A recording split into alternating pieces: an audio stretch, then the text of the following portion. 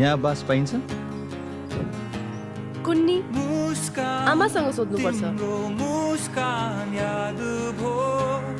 लौ आमा यिनै हुन्। तपाईँको भरियाहरू कता छन्? भरिया एउटै छ, त्यो पनि बुढो, हिँड्नै नसक्ने। त्यही भएर यहाँ बस्नु पर्यो।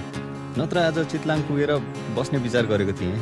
त्यहाँ चिनाजानी भएका पसलेहरू पनि छन्, बास पनि राम्रै ठाउँमा पाइन्थ्यो। तर खोइ, यो त भट्टी पसल हो क्यारे? हो, भट्टी पसल भएर के हुन्छ? चितलाङमा पनि त्यही त हो नि। ठिकै छ, यहीँ बस्ने निदो गरी।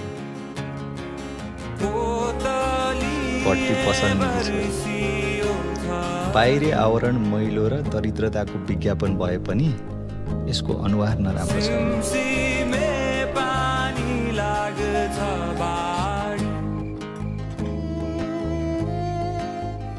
अहिलेसम्म त्यसले खानपिन गरिसकेको रहेनछ क्या?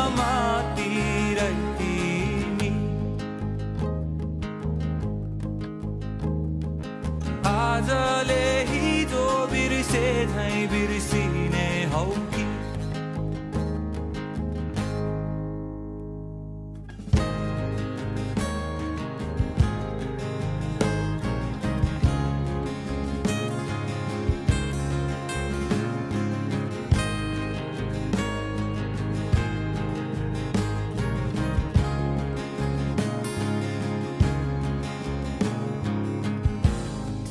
चञ्चल यो चञ्चल मन तिमीलाई नै खोज्छ।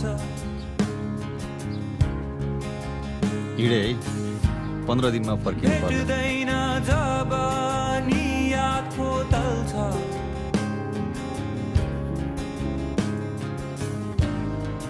हाम्रा दुई आँखा लुका मारी खेल्छन्।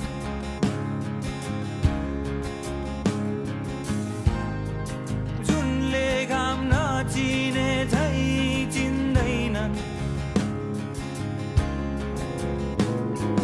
छुट्टेको डोरीलाई के त्यो आउला, कसरी बाँध्ने। आजै भरेसम्म त्यो आउला। बिहान हुने बित्तिकै त्यो हिँड्ला र सुखको भण्डार झै भएर मलाई भेटाउला। यो माया नै त्यागिदिने। समय चाहिए ल्याउ घडी नै रोकिदिए।